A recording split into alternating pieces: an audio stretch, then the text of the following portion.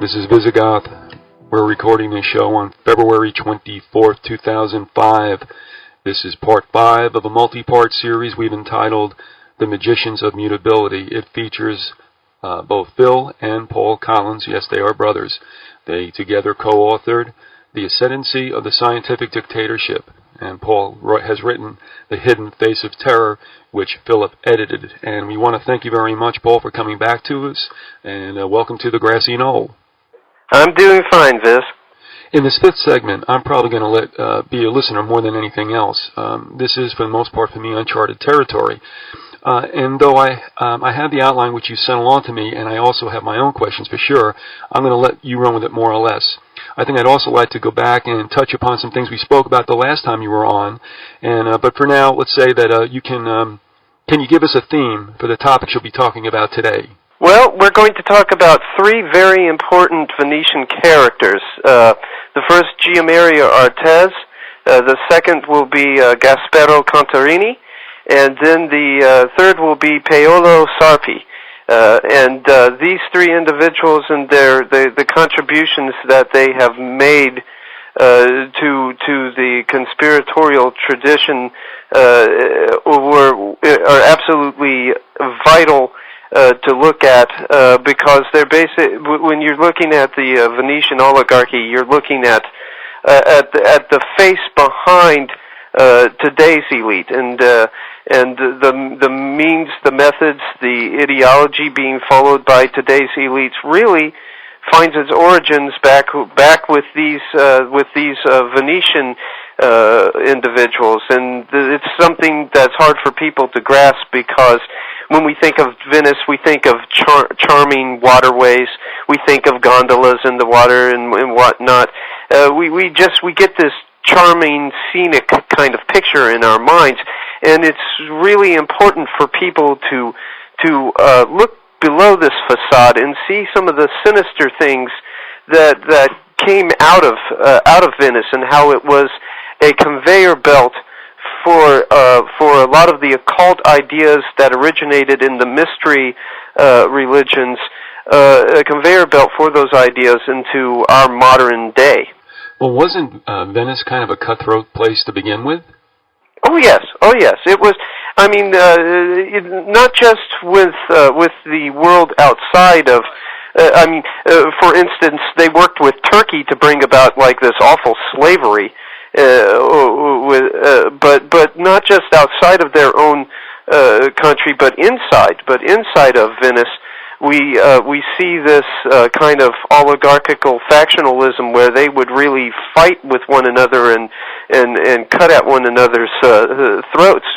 They what I see it as is I see it as a spirit, and this goes back once again to my beliefs as a Christian, which I find increasingly more and more unavoidable if you want to look at this and understand this thing completely. There was a spirit of rebellion with those people going back to Ham and to his son Canaan, and to the curse that Moses placed on Canaan as a result of whatever it was that they did, and that spirit continued and never really went away. It never abated.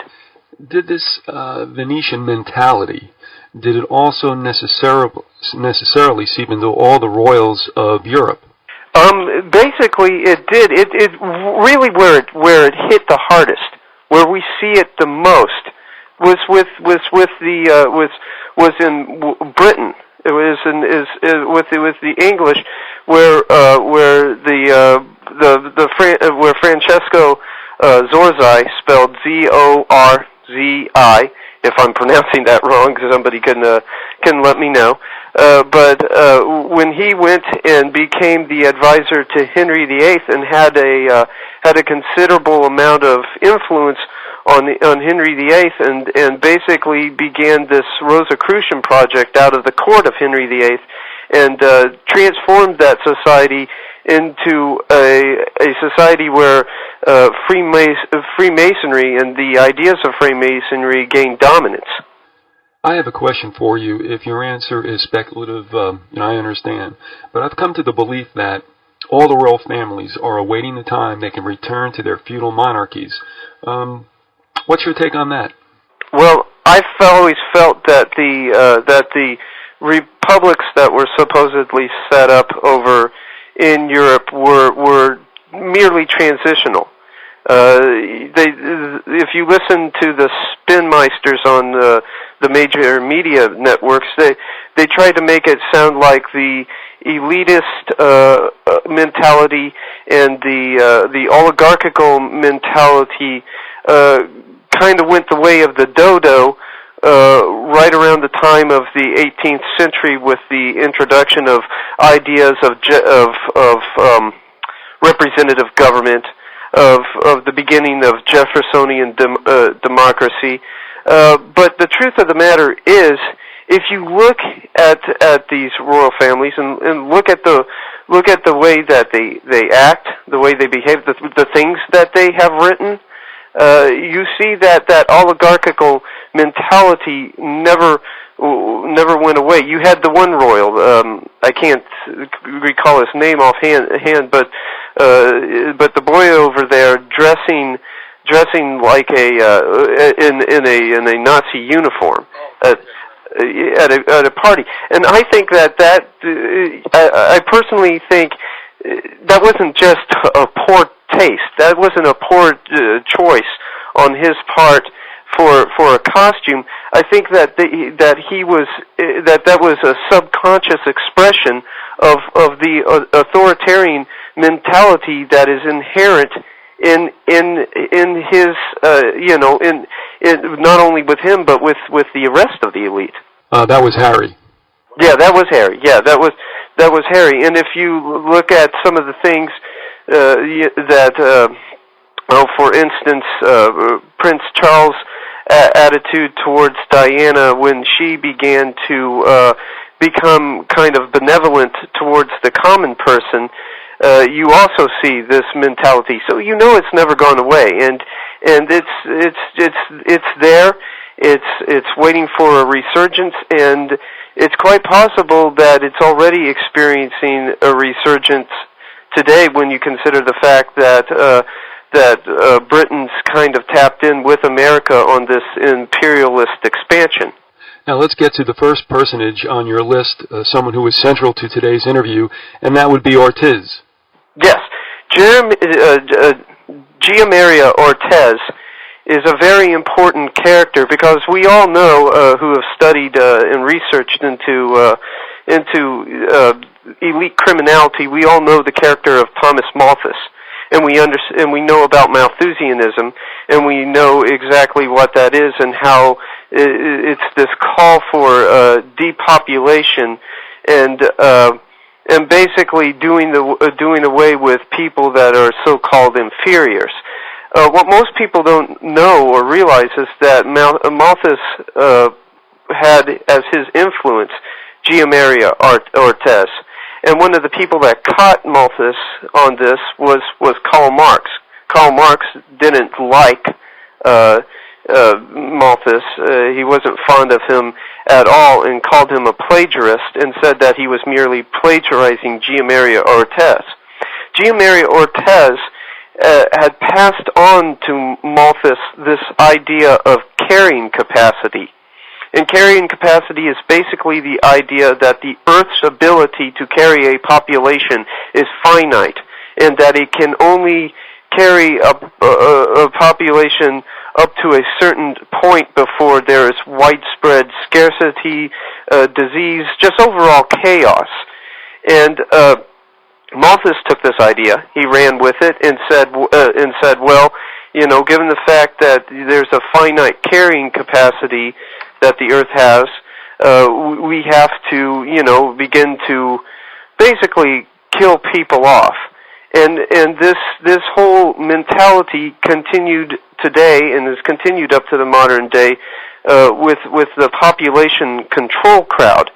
And the problem is that now this ideational contagion, we're starting to reap what has been sown as a result of it. We're starting to see the effects of depopulation, and if anybody doubts that, I call people's attention to the Christian Science Monitor of October 7th, 2004. There's an article in there by David R. Francis, and I really urge the audience to get a copy of that particular Christian Science Monitor and to read it and to basically get an idea of what's being said with the article, because whether the writer realizes it or appreciates it, what he's speaking about there is the consequence of the depopulation schemes that have come about as a result of Malthus and in turn his influence, Gianmaria Ortiz. 60 countries now, 60 of the countries that which is about a third of all the nations, now have fertility rates that are below 2.1 children per woman. And out of that, I believe that it's 43 of the nations out of the 60 that are going to have smaller populations by 2050. For those who would like to reference that article, could you give us that date again? Okay, that's the Christian Science Monitor, October 7th, 2004 edition. The article is by David R. Francis, and the article is entitled, Now, Dangers of Population Implosion. You know what's interesting? In a way, they can continue with this chaos theory, which ultimately leads to population reduction.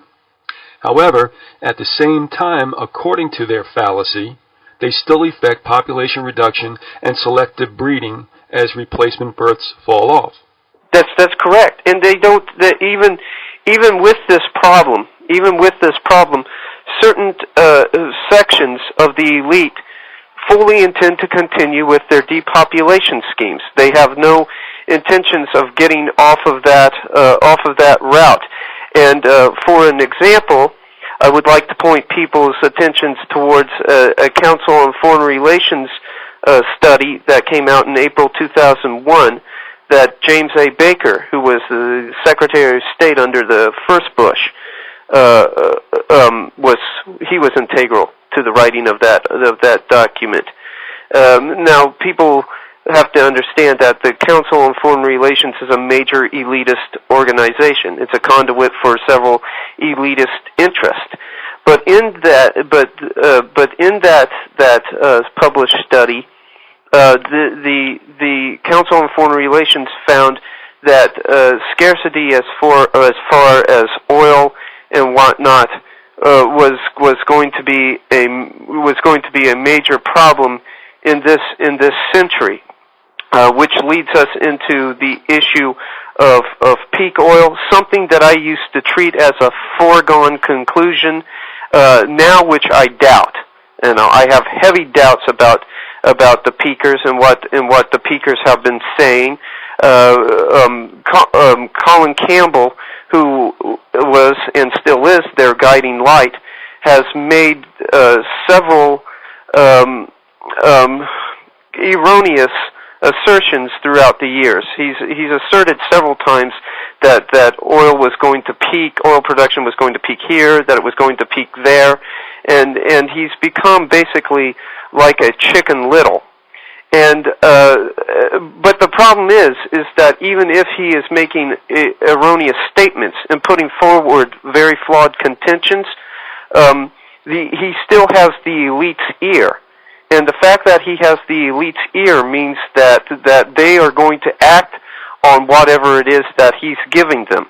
One of my favorite authors, one of my favorite researchers of all time who majorly influenced my work was the deceased author Jim Keith. And in his book, which I considered to be a magnum opus, the case book on Alternative 3, he made a statement that really stuck with me. He said, quote, "The smart money is on the end of the world," unquote. And what he meant by smart money, he meant the elite, the big cartel capitalist. Most of them have placed stock in the idea of some kind of cataclysmic event coming, and I believe that this probably comes out of their out of the occult dimension to their belief system. They've always had a ruling class religion that is different from the religions of the common people, and there is, as part of that ruling class religion, an eschatological component, the idea that there is coming an end of all things. And as a result of this eschatological component, several doomsday scientists catch their ears. One case in point would be Paul Ehrlich, who wrote about a population bomb and the idea that population is getting too large and whatnot. Most people don't understand that he actually gained the ear of Bush and a GOP task force. And so we know that the elite are listening to these doomsday scientists, and it's affecting profoundly the policies that they enact concerning you and I. I mean, they have to scare the people so terrifyingly, instill enough fear into people that you can sell this population reduction as a solution. And this is nothing but flat-out murder. A strategy right from the pit of hell. Yeah, oh yeah. It might be a scare that they're pulling on the people. I believe that it started off as such. I also believe, though, that the elite suffer from several different psychological problems because they practice this kind of social isolationism. When a woman in an oligarchical family needs food, she doesn't go to the grocery market and speak with other people. She doesn't.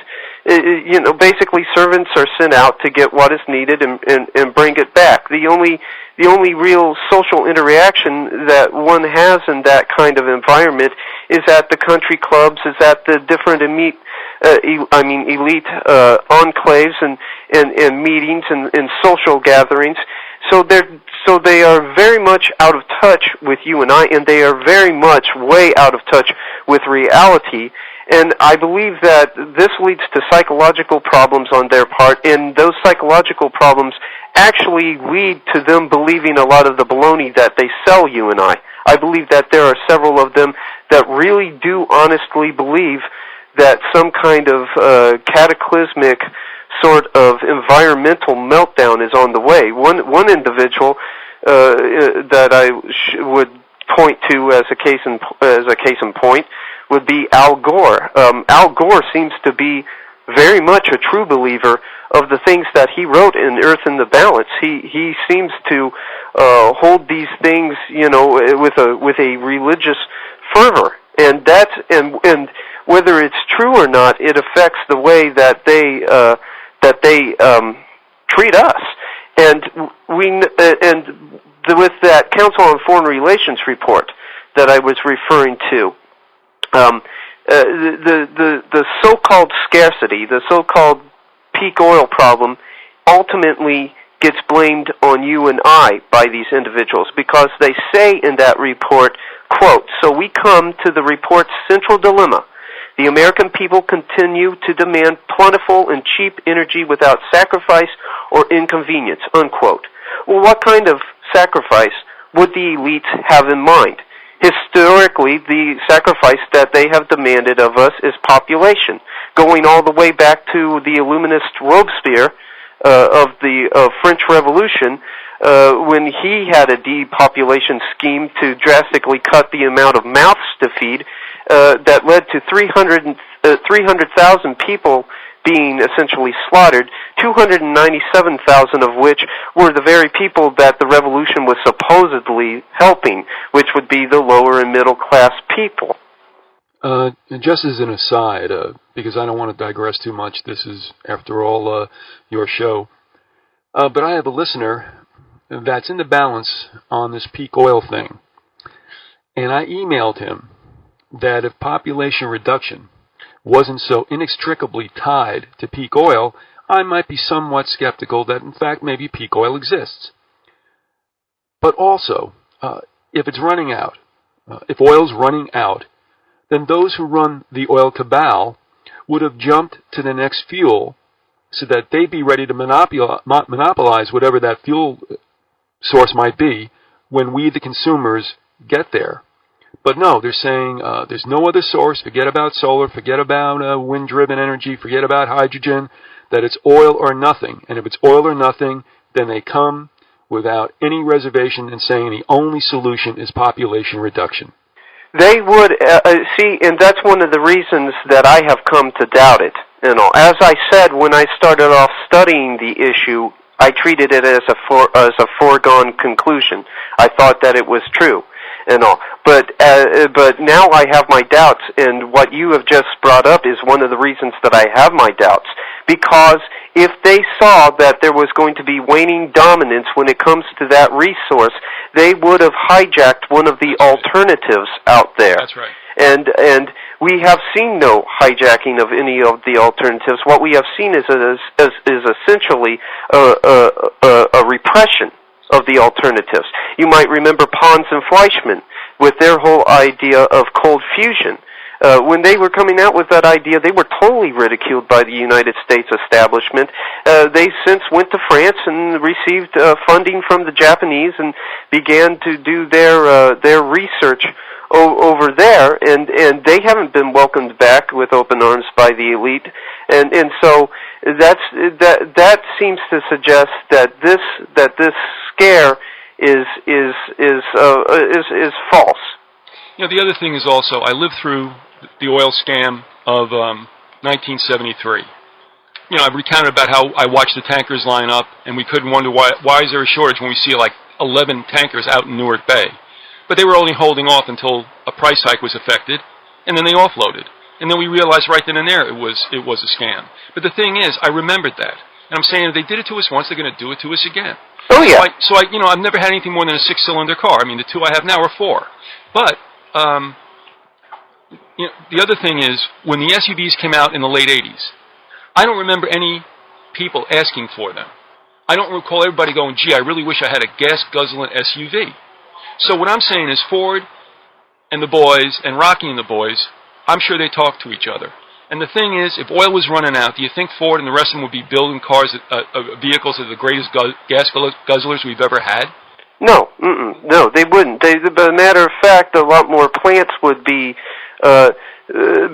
closing their doors, and some of them have closed their doors, but that was merely to move them across the border as a result of free trade, where they could get nice, cheap labor without any kind of workers' movement that would be interfering with any of their plants and all. So it's as you said, it seems to be erroneous. It seems to be another one of these Chicken Little kind of situations that are propped up to scare humanity into taking some very extreme measures. And once again, I think that there are factions of the elite, just because the elite are so psychologically messed up, that actually have come to believe these catastrophic scenarios. But one way or another, it's affecting their policy towards you and I, and population control is one of the things that they've offered up. And unfortunately, now we are reaping huge consequences because of population control. America, for instance, our consequences from depopulation have been a humongous abortion holocaust. Mm-hmm. Roe v. Wade was the landmark decision of 1973, and from 73 to 97, according to family planning statistics, according to journals such as the Morbidity and Mortality Journal, 36.5 million abortions happened between those years of 73 to 97. By last year, by 2004, there was 43 million abortions since Roe v. Wade. And that means that there are less people out there now generating the money that is needed for Social Security, for just the overall economic vitality of the nation. And while this has been going on, while the depopulation through the abortion meals and the abortion industry has been going on, money has been taken out of the Social Security fund. Tons of money. As a matter of fact, the Congressional Budget Office has stated that $845 billion will have been taken out of the Social Security fund by 2010. And Bush, I believe, in 2002 took $42 billion out of the federal employees' retirement system. And all of that looting has created insolvency in the various retirement funds. And depopulation through abortion has made it so that there have not been enough new people generating the revenue to deal with the insolvency. And the boomers are not going to be, many boomers are just not going to be able to retire. And Alan Greenspan has already come forward dissuading any plans for retirement. And that might have worked in some small measure to the advantage of the boomers. We know that continued exercise and continued activity later on in life contributes to health and contributes to longevity when it's done in moderation. The problem is that by midlife, many of the boomers were already suffering ill health for a number of different reasons. We know, for instance, that the boomers were forced into a rat race of sorts. In the book 1984, one of the characters that Orwell has in that book states, quote, well, why don't we just what will happen if we quicken the tempo or the pace of life, unquote. And so the tempo has been quickened to such a point as to generate tremendous amounts of stress. This was done primarily through the Federal Reserve, because the Federal Reserve can inflate the money supply. When the money supply is inflated, the prices go up, and there is a devaluation of the currency. The currency has less buying power, and so you have to spend more hours at work earning it. And then a nice little catch-22 was added onto it with the income tax, which increases the amount of taxes taken out of your income as your income increases. So let's say you make enough money to break even with the inflation, you've just stuck yourself into a higher income tax bracket, and so you find yourself in this never-ending race that basically begins to add up. It begins to wear a person down, and especially when several people have to get second jobs, when some of these jobs are in the service industry, which was a growth industry back during the Reagan and Bush #1 years, and service industry jobs, really, folks, were not made for full-grown adults. They're mostly for high school and college students that are trying to, just get a feel for the workplace and learn the value of making money. After a while, it's such a high stress and tense atmosphere that that it starts to wear down on the person, and when people start to feel illness coming on as a result of stress, or as a result of any other number of factors out there, they are offered a host of drugs as the only possible solution to their problems. If you go to a doctor, the doctor will not prescribe for you a homeopathic remedy. He will not offer you some kind of natural remedy for your problem. You'll be offered something like Prilosec or Celebrex or any number of other drugs, and these drugs actually contribute further to ill health. Celebrex has just been reported by the FDA to increase the possibility of heart attack, and it's not being taken off the market. And this, and also the food that we eat, because the foods out there nowadays have little or no nutrient value at all. They're either genetically put together or they're planted in mineral deficient ground, and most people have to, because of the fast pace, have to live off of a fast food diet and the fatty cooking oils. But remember too how much media has shaped the culture, and the media obviously is the mouthpiece for corporations.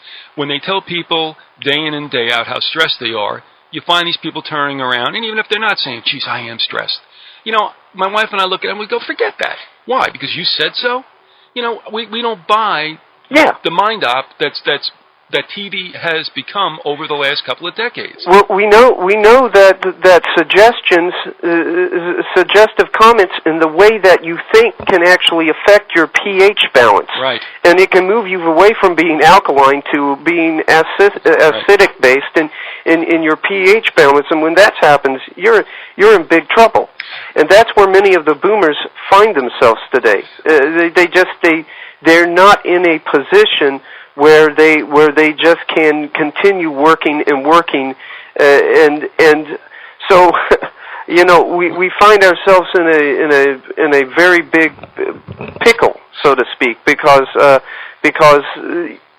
while I don't think that there's going to be complete bankruptcy of the system, I do believe that the 65-year-old individual who has quit their job is going to go to the mailbox and will find their Social Security check there. But when they open up the envelope, they're going to say, hey, what's the deal? This is a whole lot less than I was expecting. And people are not going to see entirely everything that they should have had in the way of their investment into that fund because of the looting that has taken place of the fund, and because the depopulation through Planned Parenthood, through the abortion industry, has led to a graying of society. We have an older society now because a large contingent of the children, of the younger people, were wiped out before they were even born. And I don't know what you can expect the look of America to be, whether it will be one big Venice Beach or a reverse version, an inverted version of that movie Logan's Run. But I do know that it's created several problems, and it all leads back to this ideational contagion, this bad idea that was planted by one Venetian named Gianmario Ortez. Let me stop you right there because we haven't done any business, and we want to do that for sure. First of all, you're listening to The Grassy Knoll. I'm Visigotham with Paul Collins. This is our fifth part of a series entitled Magicians of Mutability. Now, Paul's written 2 books, one he co-authored with his brother, The Ascendancy of the Scientific Dictatorship, and he's written the Hidden Face of Evil. Now, that can be gotten on Amazon. Is that one of the venues? Both books, The Hidden Face of Terrorism and The Ascendancy. I'm sorry, I said evil. I'm sorry. Oh, that's all right. That's all right. Both books can be purchased by Amazon.com or BarnesandNoble.com. If you go to your local bookstore and put an order in there, they can get it out to you, and it'll be shipped to the bookstore and whatnot. That's 2 primary ways you can get it through. You can get the Ascendancy through iUniverse.com, which is the letter I and then universe, all together, all lowercase.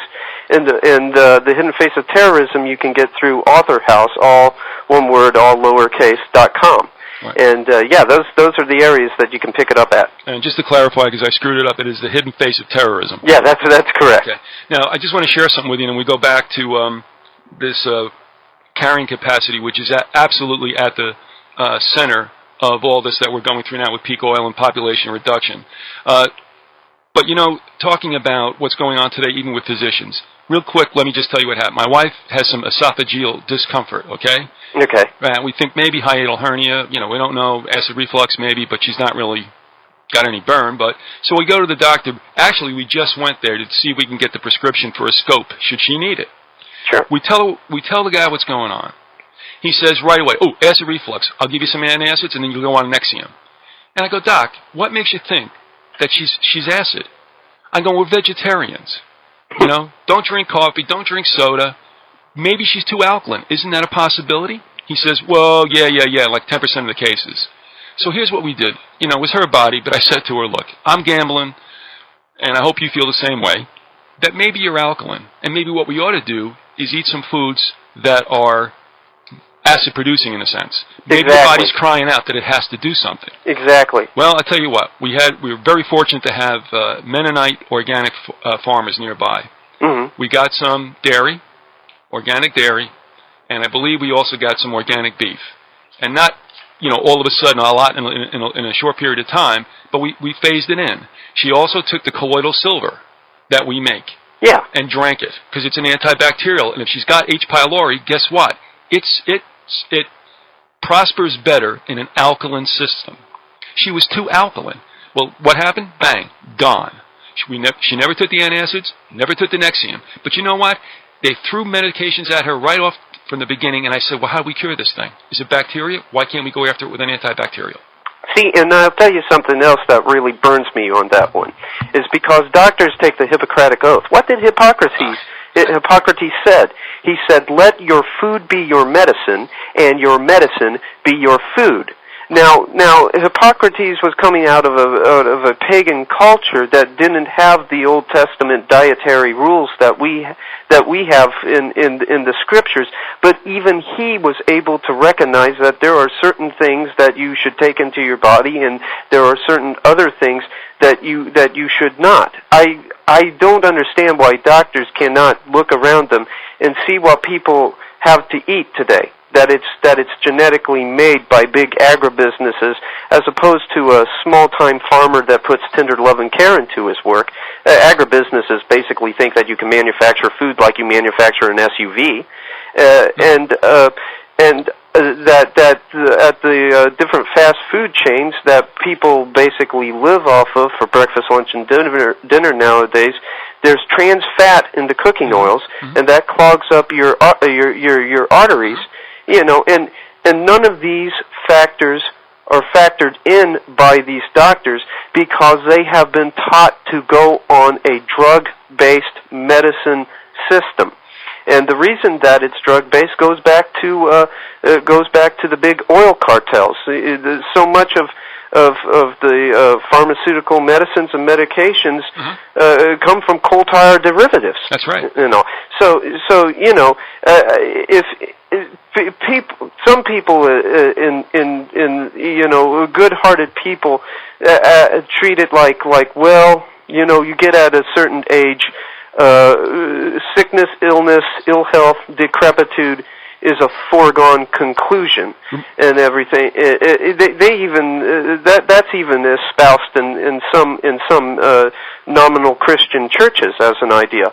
But the truth is that if you take you know, good enough care of yourself, that the body can last for a long time, and I'm not just talking 75 to 80 years. I'm talking about well into your hundreds, quite conceivably. Well, Paul, I want to say too with the physicians, don't let them off the hook completely. Two things. One, all right, I understand that the pharmaceutical companies are writing also probably or funding the textbooks being written from which they study.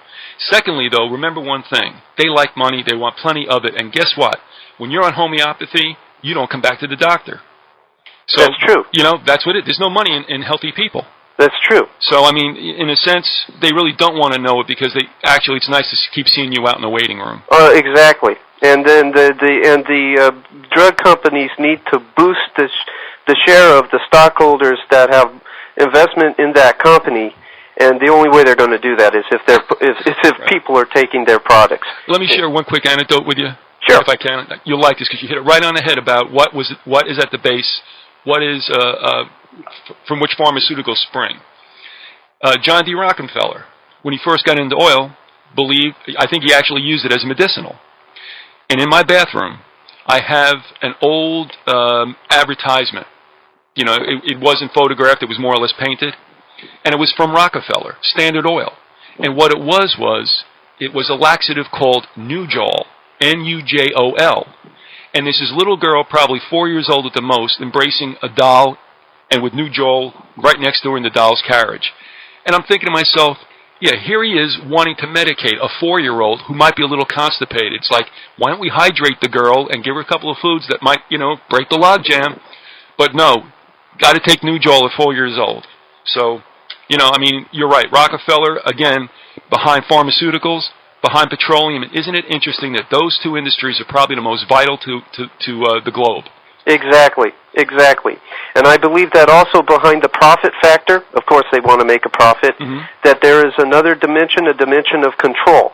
You get enough of these substances into a person, you create a docile serf. And docility is the number one thing that you need if you're going to keep a managed population of serfs. You can't have an uppity population that you could potentially bring revolt against you in some way or another. So you get people working in excess of 50 to 60-hour work weeks. They're dashed by the end of a work day, and get them onto these different prescription medications, and they become like zombies. They don't have the energy to inquire into the bigger picture. They barely even really care. All that they have is enough energy to go in one more day and make a profit for the masters, so to speak. Moving on, if you want to, do we want to talk about the character Sarpi as we look back at the Venetian oligarchy? Sure. Let's talk about Paolo Sarpi. Paolo Sarpi is recognized, and his name is spelled S-A-R-P-I. If somebody finds that I'm pronouncing that incorrectly, they can go ahead and correct me on that. He is seen and credited by many mainstream historians, one being David Wooton, I believe, with being the founder of empiricism. And empiricism basically holds that our sole repository of truth, of knowledge, comes from our senses. That we know what we know because of the ability to touch, to taste, to smell, to hear, to see. And he was basically his ideas were basically the guiding light behind the Enlightenment, and the Enlightenment would in turn become the guiding light behind the French Revolution. But the important thing to realize about empiricism is that it totally precludes anything outside of our sense knowledge, and therefore such ideas as God, the angels, the devil, heaven and hell, human freedom, human dignity, because that is beyond our senses,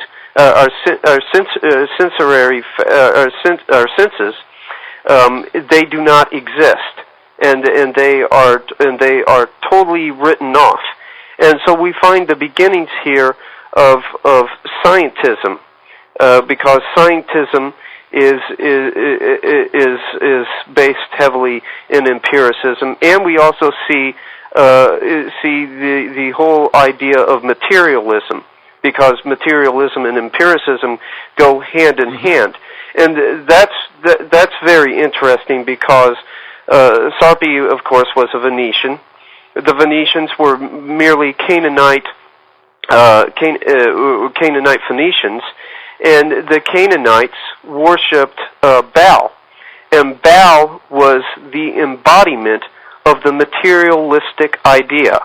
And so what we have is the reintroduction of materialistic concepts without much in the way of a mystical garment, as it had back when with the Canaanite Baal worshippers. All right, and let me ask you this: this predates, as far as you know, this predates Freemasonry. Is that correct? That's correct. It is interesting, and William T. Still, who's the author of New World Order, Ancient Plans of the Secret Society, he stated that Freemasonry, at one period, I guess maybe around the 18th century, had filtered back down into Italy for whatever reason I can't remember. But is it the P2 Lodge that is such the infamous, if you will, Masonic lodge? Well, P2 Lodge became so infamous because it literally became a parallel government over there, and they were about ready to overthrow the democratically elected government and basically turn the political infrastructure on its head.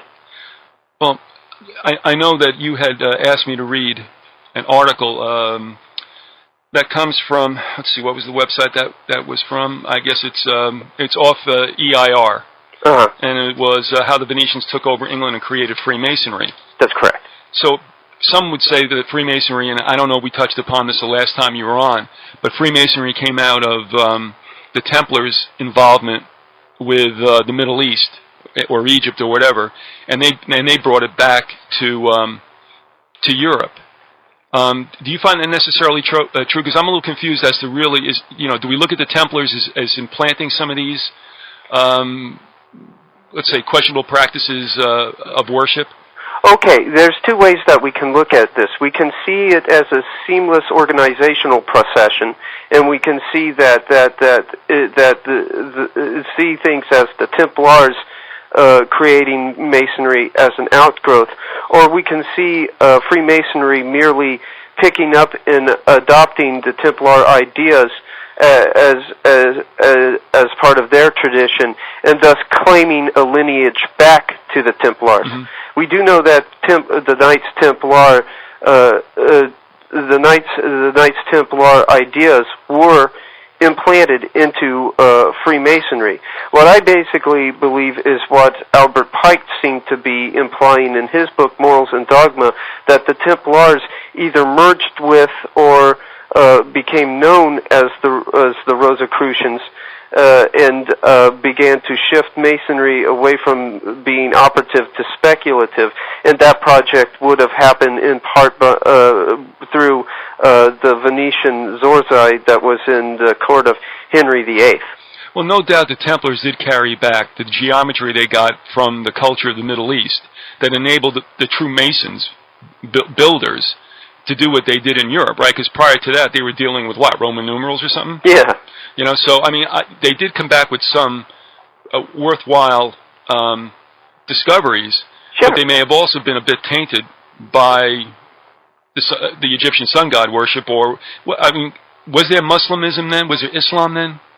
I believe that the Islamic people were involved through the assassins, right? That they had become involved with and influenced by the assassins, and that the assassins gave them their political idea, while Gnosticism made up the large majority of their philosophic ideas.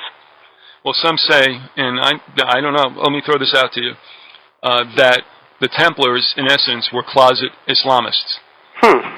That's strange. I've never heard that. Well, I'm thinking that they did, in fact, become infected with that particular religion, or the occult, or whatever. That they brought that back also. I guess it was not good for that to be known, in a sense, because the Templars were actually not commissioned by the church, but they originally were protecting pilgrims who were Christians to go back to the Holy Lands, right? That's correct. So maybe it's not a good idea for the church to find out they're involved in that, but who knows, at that time the church was probably also was somewhat stained. Yeah. Oh, yeah. And at this point, I mean, with the 10 minutes that we have left, I mean, it's a huge topic. Well, it has been treated by two other guests. We've had Eric John Phelps and Charles D. Wilcox.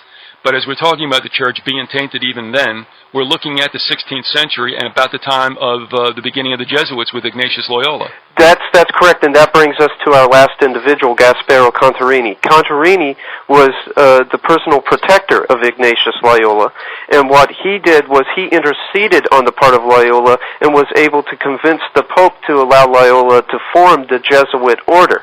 And I have tremendous respect for much of the research done by Mr. Phelps, and I believe that he certainly made a contribution to the body of work. But I largely believe the Jesuits not to be a Catholic project so much as it was a Venetian fifth column within the Catholic Church, because what the Jesuits ended up giving us was what we know today as liberation theology. They mixed Marxism with the tenets of Catholicism, and it's also interesting to see that the Jesuits taught a belief in theistic evolution. They tried to mix Christianity with evolution, so we see the implanting within the Christian world of the occult doctrine of becoming, which is all that evolution is. Evolution is the occult doctrine of becoming, disseminated on the popular level as Darwinism. Yeah, and I think Phelps would agree that certainly the Jesuit order, one, is of course not a spiritual order. No. And that, too, it didn't arise in the Catholic Church whatsoever. You're right. In fact, Loyola had offered his services, I believe, and it had been turned down originally by the papacy. And later on, they did accept the Jesuits, I guess, into the fold somewhat. Yes, yes. And the important thing to see is Gasparo Contarini's involvement in that overall plan. We know that he was involved in the organization and the establishment, and that he went to bat for Loyola. And the Jesuits have been a bane on society ever since their founding. We know that certain founding fathers were not too fond of them, and we know that they were involved. If you look at Latin American history, we see a history of violent revolutions, and somehow these Jesuits mysteriously appear in the background stories of those violent revolutions. So it's important not to see them so much as a religious organization, more so to see them as a political, violent, revolutionary organization of sorts. Well, they, aside from whatever aboriginal slavery was going on in the Western Hemisphere, as far as the European slavers, the Jesuits brought it to the Western Hemisphere, did they not? That's correct. I mean, I guess through South America originally. And I even believe that they wanted to institute a slave state in Cuba right around the time of the Civil War. That's correct. They definitely had this whole idea of a kind of a slavery kind of system coming out of Latin America, and we know that the Latin Americans they don't have a high opinion of the West in general, in America in particular, but the West in general, the European powers as well. And I think that if they were to do a little bit more study into the undercurrents of history, they wouldn't be so disgruntled with the overt, open national governments as they would with some of these orders, such as the Jesuits and whatnot. And they wouldn't so much call Americans gringos as they would focus their attentions on organizations that are subversive, such as the Jesuits, and place the blames for their ills on those organizations. want to remind people that you're listening to The Grassy Knoll with Paul Collins. He is the author of 2 books, The Hidden Face of Terrorism, co-authored the book, The Ascendancy of the Scientific Dictatorship with his brother Philip. You can take a look at those books. You can purchase them off Amazon.com and also IEUniverse.com. That latter URL is correct, is that right? That's correct, yes. All right, now I'm going to ask you this last question. I'm going to let you ride out with it because we have about 4 minutes left. Okay. But since we can't really palpably grab onto Venetians, now we know it's a doctrine. Who do you think are the exponents, proponents of the Venetian mentality currently operating in the world? I think that when you look at the British Royals, you're looking basically at the continuation of the whole Venetian idea, but the ideational contagions that they disseminated have spread far and wide to where you pick up pieces of it here, traces of it there. That's one of the problems when you're studying elite criminality and the conspiratorial element to elite criminality is that much of it comes down to a psychocognitive assault. That's what it is. It's a psychocognitive assault, and most people don't like to look at that because psychocognitive assaults lack the physical evidence that American jurisprudence demands. There's no real murder scene. There's no or crime scene. There's no body. There's no murder weapon. But it's still important for people to look at this because even if it doesn't fit the framework that we're used to, we have to begin to understand that these ideas have consequences, and we're beginning to reap what these ideas have brought about. It struck me interesting about what you said something before we gave that little promotion for you, that we were considered the New World, the Western Hemisphere. That's right. Maybe somewhat, and this could be a bit parochial, North America, but it seems to me that the New World Order has been founded and nurtured still in Europe. I would correct. I find that the American tradition diverged a great deal from the old world tradition, and really moved away from a lot of the pagan. This is Viz, and welcome to part 6 of the series entitled The Magicians of Mutability. And with us today is Philip B. Collins, who with his brother Paul co-authored the book, The Ascendancy of the Scientific Dictatorship, an examination of epistemic autocracy from the 19th to the 21st century. He also he actually edited, Paul's book, The Hidden Face of Terrorism. And you can find some of Philip's articles on a number of websites, biped.info, conspiracyarchive.com, and poke around for Paranoia Magazine, MK Zine, and News with Views. And I want to welcome you to the show today, Philip. Thank you very much, Viz. Are we doing a tag team today, or is it just you? Tag team. Oh, all right. So Paul's there also. Yep. I'm right here, Viz. How did I clue that out so quickly? All right, and we also have Paul with us, as you know, the author of The Hidden Face of Terrorism. And thank you both for joining us today. Thank you, Viz. Topically, what are we going to hit today? I think that it would be important for us to now head on to what's the latest installment in the erection of this scientific dictatorship. Currently, we see the whole thing being put together by a group of technocrats known as the neoconservatives, and we should really look into what they are and to really what the game plan is from their perspective and what it's bringing about. We should also take a look into Cecil Rhodes and the unique part that he played in this whole project of creating a scientific dictatorship, one like what was described by H.G. Wells in The Shape of Things to Come, and Aldous Huxley in his books Brave New World and Brave New World Revisited. Sure. I mean, Wells was a contemporary of Rhodes. That's correct. And I don't know, they have so many interlocking clubs, those old men. they had the Coefficient Club and, the Fabian Socialists, but there was a nexus of individuals in England at that time that had pretty much laid out a plan for world dominance, did they not? That is correct. And one of the individuals that was most important to that whole project was Cecil Rhodes.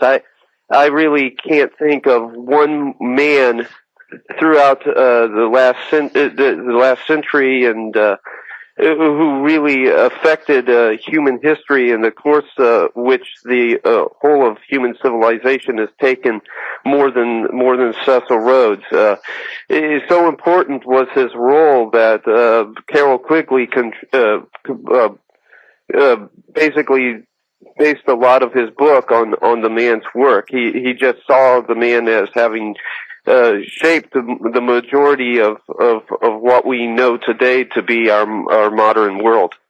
Yeah. For those people who want to read more about this connection, as Philip said, Carroll Quigley has written two books. One is an absolute tome.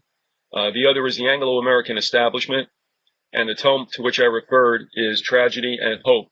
And you'll find a lot of interesting things in there with regard to the plans of these gentlemen who actually term the phrase that it is the white man's burden to rule the world. That's correct.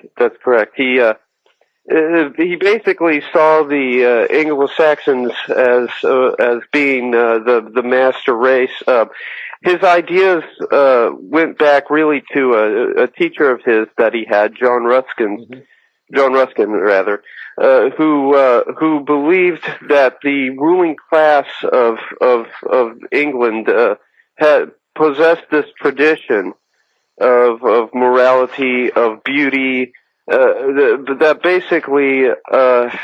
basically brought civility to the world and was superior to all other traditions.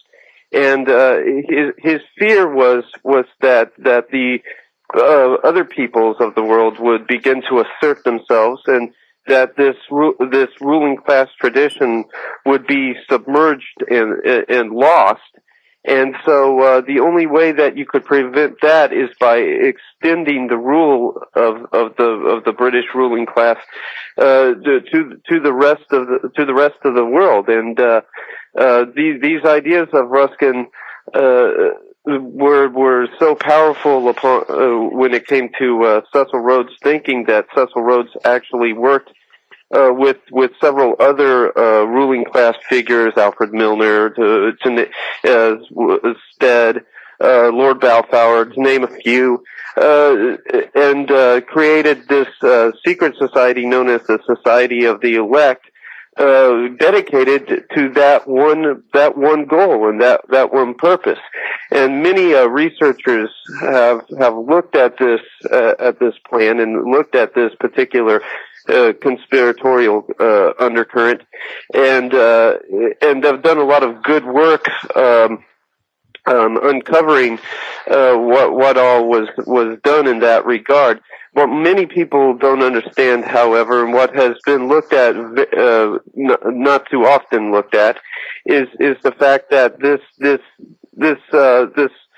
concept that they were trying to bring into existence, this utopian concept, was basically the concept of a scientific dictatorship.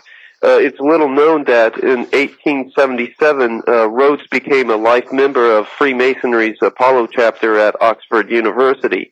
And he didn't really consider his membership in the lodge to be a serious venture, but he still admitted nonetheless that Freemasonry had shaped a great deal of his thinking, and that means that he was in all likelihood exposed to the idea of this occult idea of becoming that was disseminated on the popular level where with the masses as Darwinism. And also we see him being influenced by an individual named Winwood Reade, William Winwood Reade, and Reade's book, The Martyrdom of Man. And it was it was a Darwinian book. He was a Darwinian Gnostic that believed that humanity could reach this state of apotheosis, but only through terrible torrential trial and suffering and an upward flight that basically involved a struggle, the survival of the fittest. And so you have these two ideological influences on Rhodes that basically also shape the philosophical foundations of the concept of a scientific dictatorship. You know, when they talk about becoming, not only in Freemasonry, but that kind of pops up, maybe called something different in a number of occult religions. What is it exactly that the initiate becomes? What's the goal? Well, essentially, the goal is to basically facilitate evolution. This gradual process of transformism, which is precisely what Darwinism is. It's just one more ideational link in the chain, because the doctrines of transformism date back at least 6,000 years. All the way back to ancient Mesopotamia, in Egypt, and in Babylon, and Darwinism was simply the segue, if you will, for the doctrines of transformism that were promulgated in that era, and basically brought that occult idea of becoming into our era. Well, it was disseminated within the context of metaphysical naturalism to give it more of a more of a secular feel, but if you look at it, essentially, it's premised upon the Kabbalistic concept of the golem, which holds that matter created itself, that which is dead can become alive, all on its own. It's also premised on Gnostic doctrine, in that the self-creation doctrine then makes possible the doctrines of Gnosticism, which are self-salvation. But the end result of this upward climb, of this advance in the evolutionary process, they believe, is the actual dawning of a post-human era, when humanity ceases to be humanity and becomes God. And I think an important thing to point out at this point too, Viz, is that once you peel away these layers to this onion, anybody that's had even a small modicum of Sunday school, back when they were children, will instantly recognize and appreciate the fact that this goes back to the book of Genesis in the 3rd chapter, where the serpent basically tells man that ye shall be as gods. It's the old lie, but it's packaged in this pseudoscientific garb, and most people who aren't able to see it initially, but when you begin to peel it away, you find that that's all that we're really dealing with here. You just raised a question within me, and I don't want to put us down a digression. Of course. However, if I could ask it, and that is, it seems to me, and this is just my opinion, that when we have the choice in the garden being made for the knowledge of good and evil, that was where humankind chose knowledge, and I would say as an extension of that, as we see today, technology, instead of faith. And what we're seeing now, so many thousands of years later, and that is humankind is really flirting now with what it chose in the garden, and that is to do everything that the Creator could do. Absolutely. If you take, for instance, now technology and science, they are wonderful tools in and of themselves, but they are impersonal forces, and largely it is the motives of the people who use it that determines their nature. Mm-hmm. But if you look at, for instance, technology, we derive that word from the ancient Greek word techne, which basically means craft. And craft, of course, is associated with the witchcraft, which in turn is associated with the word Wicca, which is then derived from the word wicker, which means to bend, as in the bending of reality. And so really, technology can be used so as to resculpt and reshape that which was created. It can be used to direct creation down whatever paths we desire. If, for instance, you take a look at Hoover Dam, there's an example of how mankind has used technology to redirect creation. Now, this can be a good thing. This can also be a bad thing, given the fact that the forces that currently control technological and scientific research, that are largely directing it, are of very dubious motives. I would have to say, though, that it doesn't bode well in terms of what they will bring to us with scientific and technological advances. It will be more so directed towards the resculpting of reality for humanity, the resculpting of humanity itself. I think that it's also important to point out that both what the serpent was offering man and what God was offering man were both pathways to empowerment. But the problem is that the serpent's pathway to empowerment was totally devoid of any responsibility, any obedience, any accountability to a higher authority.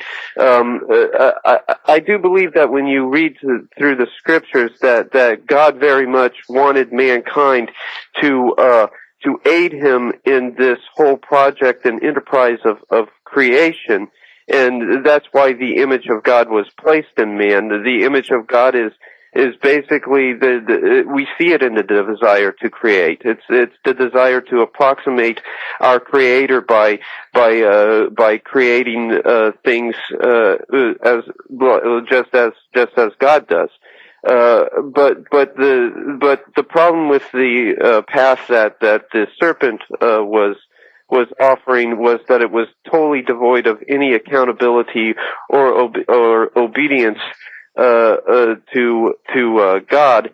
And when you begin to do as Protagoras prescribed, make yourself the measure of all things, then all things become all right. Even immoral and unjust actions you can somehow rationalize in your own mind, and that's what we see today. We see mankind rationalizing the idea of moving beyond humanity through the transhumanist movement, utilizing nanotechnology to move us down a path to godhood, and just using technology in a way that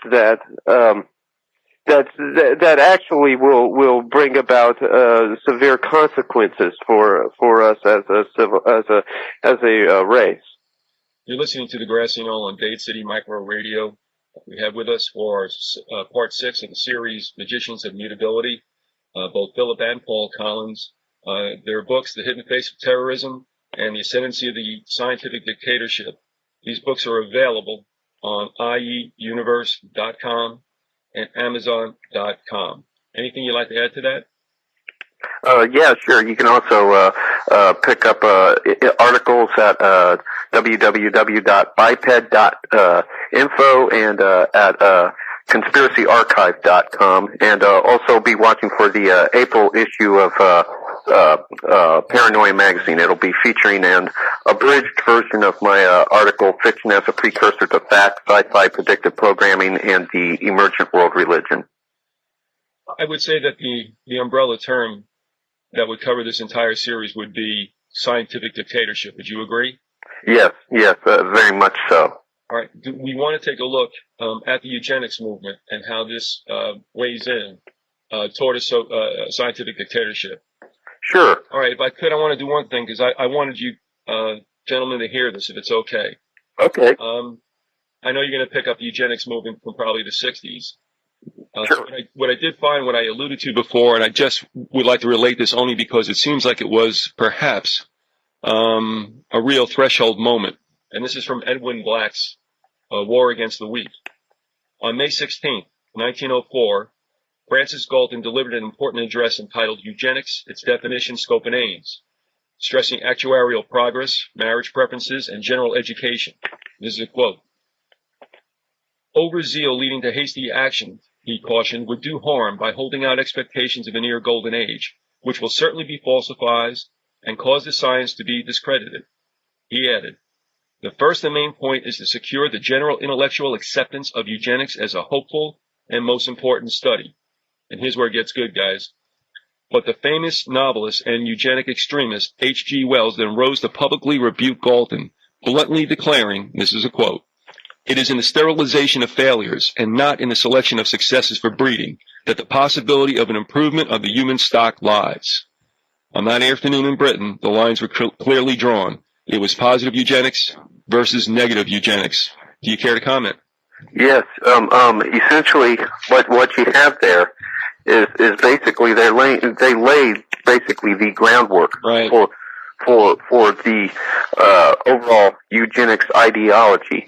Basically, the belief is that evolution can be directed, and that mankind will take evolution by the reins and can direct it in a negative or positive direction. This was also a mandate laid down by another Freemason, T.H. Huxley, who also acted as Darwin's official bulldog, if you will.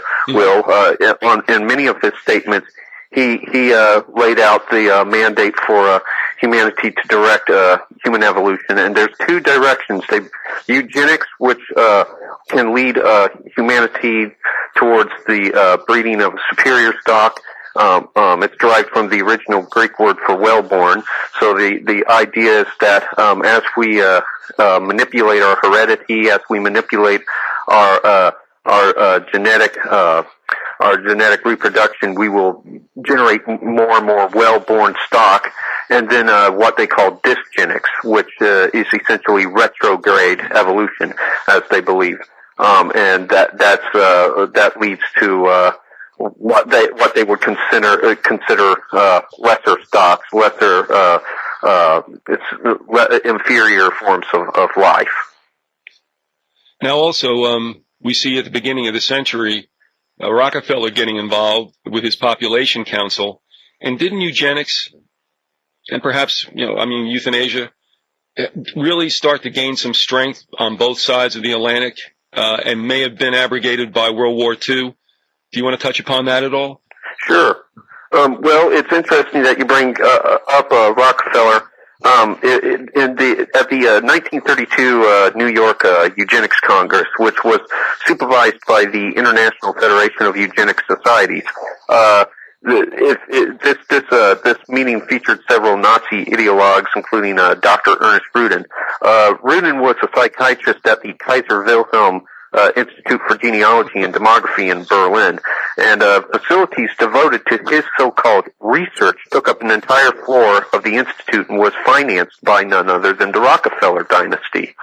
Well, at a 1928 meeting of the International Federation in Munich, Rudin had spoke on what he called, quote, mental aberration and race hygiene, unquote. But at any rate, at the 1932 New York Eugenics Congress, which was really setting the pace for the Holocaust and what was to come in Nazi Germany, Rudin would be unanimously elected president of the International Federation.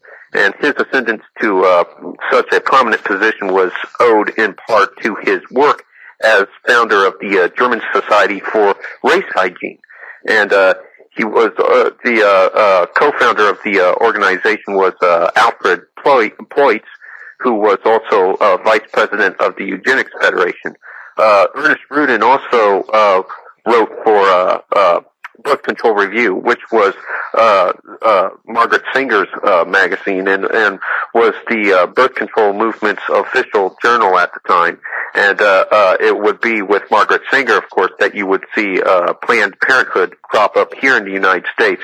And Planned Parenthood would provide an organizational conduit for the crackpot eugenicists and race scientists that had to go underground after the Holocaust came to light. Essentially, with the Holocaust revelations, things became more difficult for them to carry on their work, and so they had to tone down their rhetoric. They had to stop talking so much about race and eugenics and instead tout terms and mantras like reproductive rights, a woman's right to choose, and what have you. But it's essentially the same agenda, which is eugenical regimentation of humanity. In the United States, did you come across that there was actually sterilization taking place of those, shall we say, bloodlines that seemed to be inclined to criminal behavior? There was sterilization taking place on a mass scale here in the United States at Lynchburg, Virginia, I believe, and the amount that occurred there was well into the thousands. It was enormous, and it kind of got overshadowed by what went on in Nazi Germany and their project in eugenics. But it's important to remember that what happened in Germany originated here in the United States and over in Britain as well, and it's very little spoken about in the textbooks, but it was very much a reality. Yes, as a matter of fact, the 1932 Eugenics Congress was pretty much organized here in the United States by Averell Harriman, a member of the Secret Skull and Bones Society, and his mother was the primary financier of the race science movement in America in 1910, and she was responsible for the construction of the Eugenics Record Office, which was a subsidiary of the Galton National Laboratory in London. And the Eugenics Office wanted to sterilize 15 million Americans by 1980 to create a perfect man. And Averell's mother was frequently accompanied by none other than George Herbert Walker Bush to horse races. So you see, this really, while Germany is where you saw eugenics popularized, this is really a Western phenomenon. It took place in the Western Hemisphere. Let me ask you: do you have a date for that pronouncement about the sterilization to get, the perfect beast by 1980s? What year did you do that? I know that I have a statement somewhere, or it was either a memo or a statement, and I'd have to look it up for you. But essentially, yeah, the project of the Eugenics Office was basically its projected timetable was for 1980, hopefully, which of course they didn't pull off. They were unable to accomplish that goal of sterilizing 15 million Americans. Well, it seems that this eugenics movement did quietly go away for a while because of World War II. You stated in the outline by which we're going that in the 60s we see a resurgence. Now, certainly now in the 90s. Oh, absolutely. We've seen it in 2000. I mean, Peter Singer and the tiles that come flying through here, through the library, almost disturbing. But, I can't remember because I was a kid at the time and not obviously involved in this kind of thing. But can you trace somewhere post-World War II, 60s or whatever, where you get a resurgence in this mindset? You want to give that a shot, Paul? I'd say that it really began to start to become an issue again with the Bush crowd. George Bush, for instance, was, I believe, an associate of one William H. Draper. And Draper had been the founder and chairman of the Population Crisis Committee, and he had been the vice chairman of the Planned Parenthood Federation. And Draper had called for U.S. talks, public discussion over the problems in non-white areas of the world concerning the so-called population bomb, and the whole question with the Bush crowd was no longer brought to the floor as eugenics, as that word had now taken on a very negative tone in the public eye. It now was presented as a population problem, the problem of the world having a supposed carrying capacity, and that and the idea that at a certain point there would be too many people, and that it would begin to bring about scarcities on a mass scale, and bring about chaos and disaster. And behind all of that nonsense and that Chicken Little theorizing was really just the idea of selective breeding, of picking and choosing who was going to live and who was going to die, and who was going to be the dominant races, and which races would basically be phased out. George Bush was very instrumental in bringing to the Republican Task Force on Earth Resources and Population the race scientist William Shockley, who is touted very highly today in American Nazi circles. If you go to white nationalist websites, you'll find that he is praised as just this modern day genius ideologue. And then also he brought in, I believe, Paul Ehrlich, the individual that wrote the book over the population bomb. Yes, I'm sorry. No, go ahead, Phil. Yes, he wrote it, which keeping with what you brought up is with the 60s experiencing the resurgence of eugenics. His book was published in 1968, if I'm not mistaken, and it just caused a clamor. People were panicking. There were PBS specials over the carrying capacity issue, and Paul Ehrlich, if I'm not mistaken, he also appeared before the Republican Task Force on Earth Resources and Population. He did. And do you recall, Viz, how last time you and I were speaking, we got off onto the topic of peak oil? Yep. Mm-hmm. It's interesting that in his book, The Population Bomb, Paul Ehrlich actually says that if population isn't culled and brought down to a reasonable level, that there was going to be oil crisis. So we see the possible beginnings of this whole idea of peak oil and the connection between it and the idea of controlling the population. Again, there was a time when I treated that as a foregone conclusion. I know when I was doing research into the issue, I cited CNN reports and BBC reports.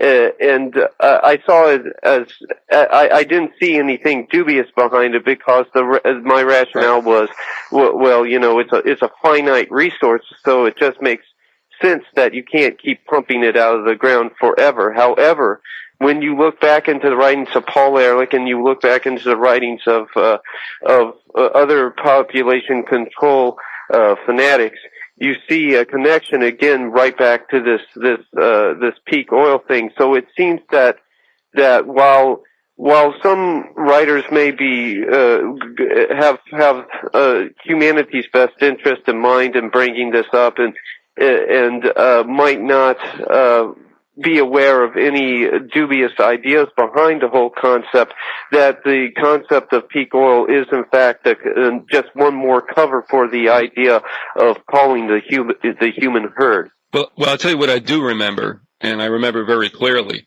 that back in the late 60s, there was this gloom and doom speak that found its way even onto like the Johnny Carson show. And I remember this clearly because I had just graduated high school with my best friend. We're sitting watching the show, and they had some environmentalists on.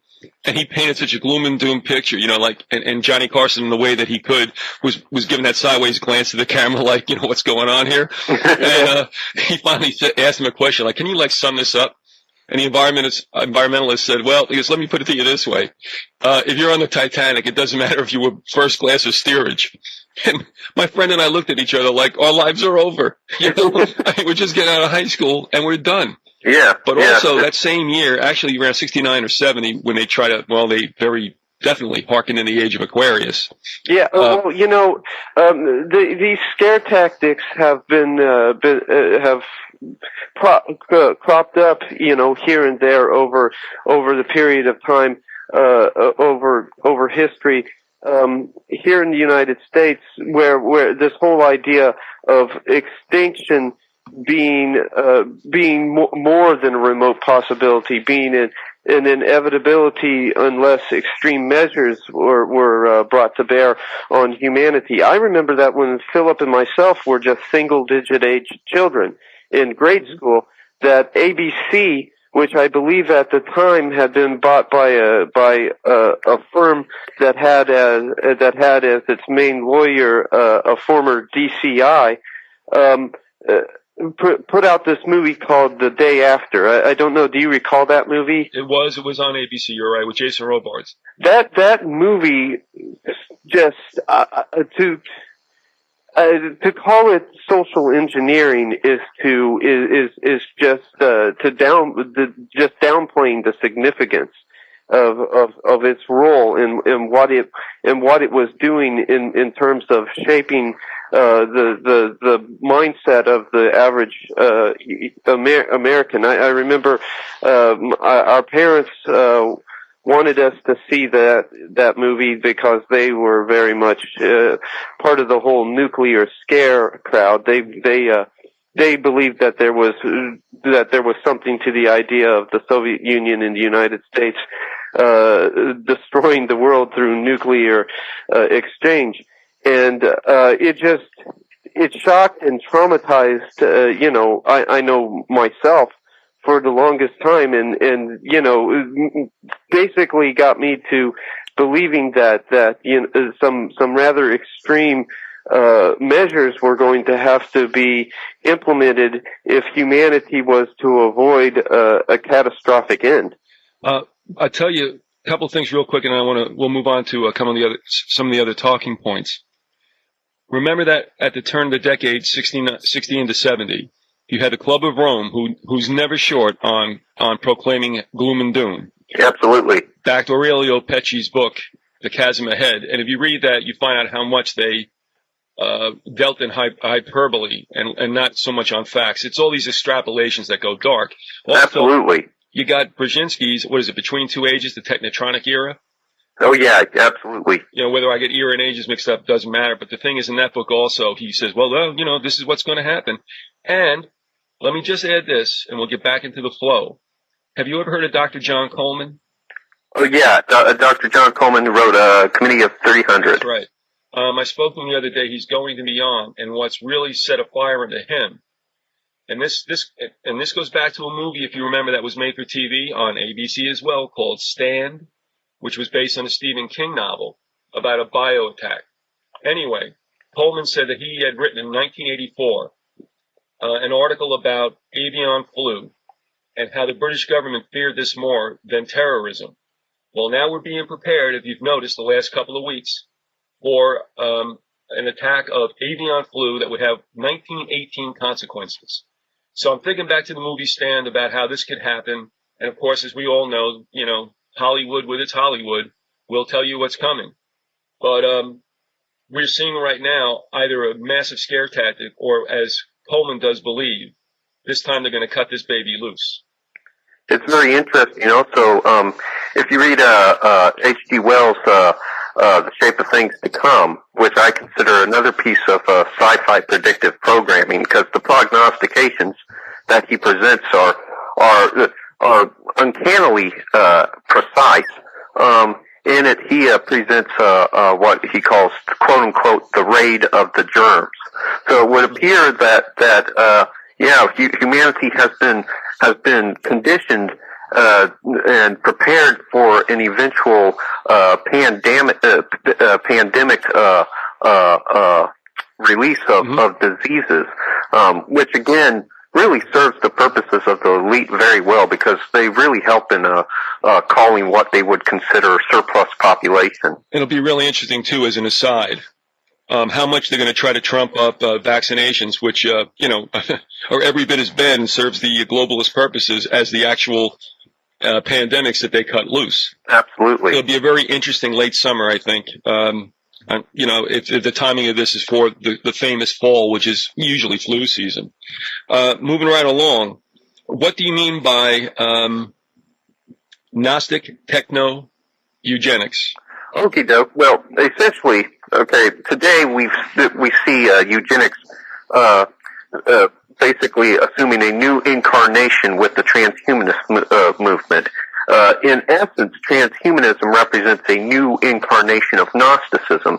Gnosticism is basically a distortion of Christian theology and Platonism.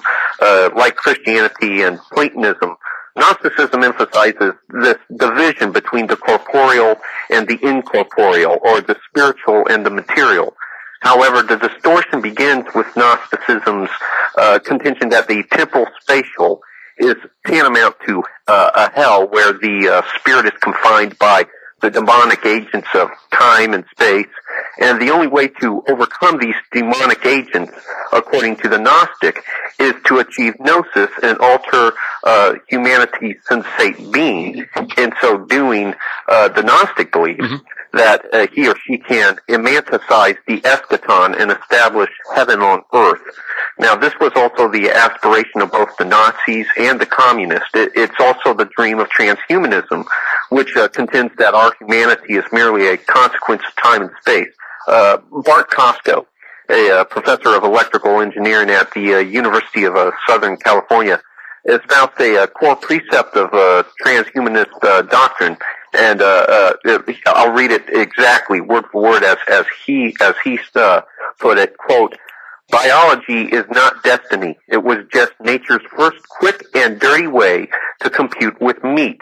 Chips are destiny." Unquote. So in this contention, in the transhumanist context, our biological condition as humans is analogous to hell, and technology is an instrument for emanticizing the eschaton. Transhumanist characteristic Gnosticism probably owes its existence to the movement's Darwinian premises. Darwinism, again, is in essence a Gnostic myth, and it's predicated upon the metaphysical claim that living things created themselves, which is encapsulated within the thesis of biogenesis. And this metaphysical claim provides the foundation for Gnostic doctrines of self-salvation and self-deliverance. Neo-Darwinians such as Richard Dawkins have frequently recapitulated Gnostic notions. Dawkins, for instance, has referred to natural selection as an evil yet necessary process for the evolution of the species. So this statement infers that the corporeal machinations of nature are inherently evil, while Dawkins ostensibly espouses a non-anthropomorphic view of nature. That certainly hasn't stopped him from ascribing human traits like evil to it. At any rate, this is pure Gnosticism, and it provides the philosophical foundation for the new techno-eugenics. With regard to the statement about technocracy's latest incarnation, neoconservatism, who is it? What is the technocracy? What other incarnations might they have been responsible for, and why is neoconservatism the latest package from them? Well, the crusade for a technocratic kind of government was carried out by several different groups throughout history. Many people don't realize this, but going back to the Illuminists, the order of Illuminists started in 1776 on May 1st by Weishaupt. That movement was actually working towards something along technocratic lines, and if you read James H. Billington's book Fire in the Minds of Men, you find out that there was an overlap of ideas the Illuminist Babeuf and his Babeufist conspiracy, and the ideas of Saint Simon, who is considered to be the father of technocratic thought. The Soviet Union was an attempt to set up a technocracy. Hitler's Germany was supposedly moving in the same direction, and today we see in the United States the movement towards technocracy, that whole mantle being picked up by the neoconservatives, who really are, I think you can describe them as disgruntled supporters of FDR's New Deal, which moved in several aspects towards technocracy, although it didn't go far enough for their taste. And they're also Trotskyites. Oh, yes. What was that? No, good point. Absolutely good point. Well, and there's, I remember that I was on the Alex Jones show with Michael Corbin, substituting for Alex that day because I believe that Alex Jones was at the RNC, the National Convention. And I brought this topic up, and there were several people that just called in and were totally disgruntled by the fact that I would suggest that the neoconservatives were merely Trotskyites. But if you look at the ideas that they espouse, you see this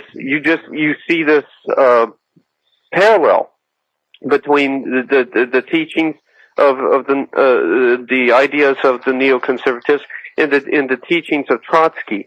Michael Lynn, who is a former neoconservative, brings up the fact that the neoconservatives have this idea, this concept of, quote, global democratic revolution. And then you compare this idea of a global democratic revolution with Trotsky's Fourth International, which was supposed to establish a state of permanent revolution, and they are nearly identical. William Crystal, who is considered, not William, his father, Irving. Irving Kristol, who's considered to be the godfather of neoconservatism, has written about the fact that he was a Trotskyite, and says that he doesn't have a bitter memory concerning that whole affair, and that he's relatively unrepentant. Now there's an important point, caveat I have to throw in here. There have been some very eloquent writings on the part of some conservatives decrying the idea of technocracy. And I have to admit they're very eloquent, and there's some really good essays that have been written that are out there. So it leads one to believe that the neoconservatives are actually against the idea of technocracy. However, in Frank Fisher's book, Technocracy and the Politics of Expertise, he points out that the neoconservatives seem to only be opposed to the idea when it's employed by their supposed liberal opposition, and also when it comes to their turn to prescribe ideas and cures for society's ills. They merely bring up technocratic ideas based in a conservative kind of shell, placed in a conservative kind of shell. It's interesting that Frank Fisher says, well, in spite of themselves, in spite of all their anti-technocratic rants, they themselves, end up supporting the idea of a technocracy. Also, our brand of neoconservatists, not only influenced by Trotsky, but by another individual that Trotsky influenced, who influenced in turn these neoconservatives, and that is Leo Strauss. Absolutely. And isn't it interesting that Leo and John Dewey and I believe, Skinner, and I'm not sure about Benjamin Bloom, all these individuals who would like to treat the human being as a widget and are more concerned about training than teaching. All these, what I would call anti-human ideologies seem to come out of the University of Chicago. Absolutely. And it's very interesting because Strauss, in turn, and here's what a lot of Christians who voted for Bush and his administration, which is pervaded by neoconservative ideologues, don't take into consideration. They haven't done the homework or research. Is that Strauss was largely influenced by Friedrich Nietzsche, and Friedrich Nietzsche, of course, proclaimed in his works that God was dead, that our will to power was the primary constituent of reality, that whatever we will and whatever we deem permissible, that's what constitutes reality. But this is what Nietzsche said. I'm going to quote him directly now and everything. And this kind of dovetails with the trajectory of eugenics. Quote, "Society as the trustee of life is responsible to life for every botched life that comes into existence. And as it has to atone for such lives, it ought consequently to make it impossible for them ever to see the light of day. It should in many cases actually prevent the act of procreation and may, without any regard for rank, descent, and intellect, hold in readiness the most rigorous forms of compulsion and restriction, and under certain circumstances have recourse to castration. Thou shalt do no murder is a piece of ingenuous puerility compared with thou shalt not beget. The unhealthy must at all costs be eliminated, lest the whole fall to pieces," unquote.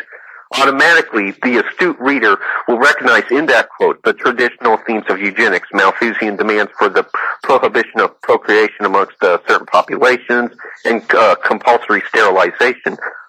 His tirade also reveals a collectivist element to it, because he refers to the social whole. He bestows primacy upon the social whole. And this again is one of the major influences for Strauss, and and by extension the neoconservative movement. And if Christians were to have done their homework and thought this through, I mean, this man Nietzsche called Jesus Christ, quote, and he called him an idiot. If they were to have looked at the ideological foundations for the administration that they were voting in, and I think they'd have to seriously question their vote.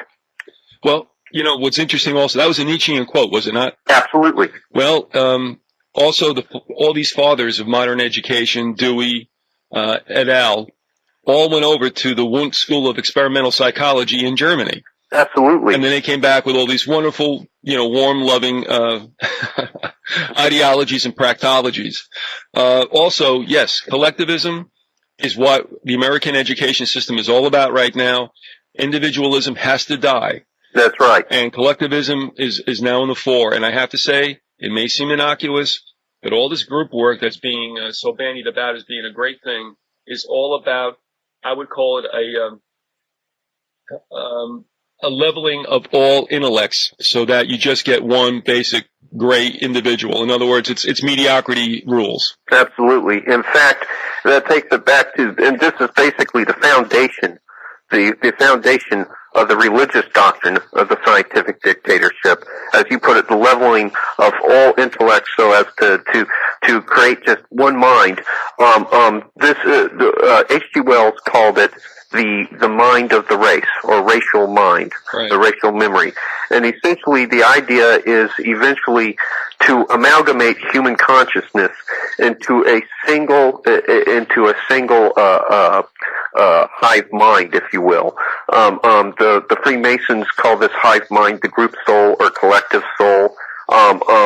you also see this in Gnostic doctrine, where they believe that in the beginning human consciousness was amalgamated into one single soul, and it eventually experienced a diaspora and became individuated entities. And this also was firmly embedded in a Big Bang cosmology, which of course is part and parcel of Darwinian evolution, in which in the beginning you have a singularity, and that singularity exploded in a Big Bang, and now we have the plurality that we have today.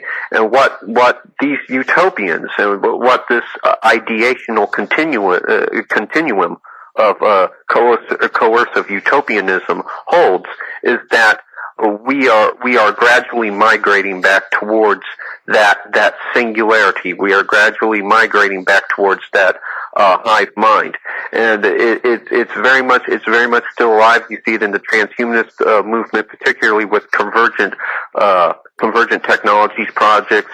They hope that one day you'll be able to download your consciousness into computers and eventually become just one psychocognitive singularity through cyberspace.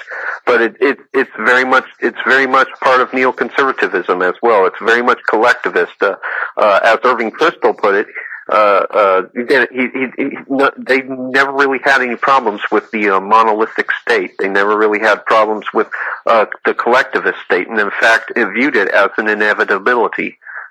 We're with Philip and Paul Collins, both of whom have contributed to 2 books, The Hidden Face of Terrorism, and also The Ascendancy of the Scientific Dictatorship. They're available online at ieuniverse.com and amazon.com. And also there's a number of websites where you can read some articles from them, and that would be most likely theconspiracyarchive.com. They do a great job. Biped.info, also News with Views, Paranoia Magazine, and others. In the time that we have left, can I posit something for you both to react to? Sure. I got something. Let's see, we're coming up about 4 minutes left. Dr. Bill Deagle out of Canada was in an interview with Butch Paul, who's on the Genesis Communication Network. And, I mean, he just gave some eye-opening information, and we're going to try to get him on the show. But let me throw this out to you. I'm going to ask you to react, and we're going to probably close this show on that note, okay? Sure. All right, Dr. Daigle says, the best way to think about this is to look into the future and look back as to what their plan is without the end of this age coming, which is coming really fast. Well, what their plan is, they want to have a genetically augmented military that's cyborg-trained and androgynous. They want to have a population that's completely controlled and dumbed down. And then they want to genetically engineer, if you want to call it that, a series of castes that have extended lifespans using all these new advanced technologies. And their plan is literally to create hell on earth for all of us who are not the elite. I'll leave it up to you guys toward the end of the show. Go ahead. You want to shoot for it first, Paul, or? No, you can go ahead. Okay. Well, it's very interesting that he brings that up. If you look at the iconography of the secret societies that comprise the ruling class religion, the iconography normally deals with insects, with bees, with ants, with hives. And semiotically, this communicates a preoccupation again with oneness, with a single mind, because bees and ants and other insects, hive-oriented insects, are of one mind, and that would appear to be largely the guiding idea behind all the thrust and all the movements towards a scientific dictatorship. I'd like to also add a prescription of how to move away from that. We have to begin to build once again strong local communities, and within those strong local communities, we need to build strong families, because it's the family and it's these smaller groupings, the microcosm where individuality is cultivated, and this is going to call for humanity to begin to exercise a degree of responsibility that we have since surrendered to others. We've given up the raising of children to the school system. We basically think that we can go off for 8 to 10 hours a day and leave Junior either stuck in front of a television monitor or in a classroom, and he's going to come out just fine and not malformed in any way. The truth of the matter is that the responsibility has to shift back to us if we don't want the children to become essentially clones. And that's a hard pill to swallow, because it calls for a large amount of effort to be exerted on our part, but there's no real alternative. The only alternative is this idea of a collective and the loss of individuality, which is one of God's greatest gifts to humanity. Well, that's well said, and you're right. One of the odd objectives, obviously, of the elites was to fragment the family. They're going to use the public education system to try to get Junior into school earlier, stay longer, and the curriculum would extend even further to exactly what they want, which is a lifelong learning process, which is really lifelong indoctrination. That's correct. Guys,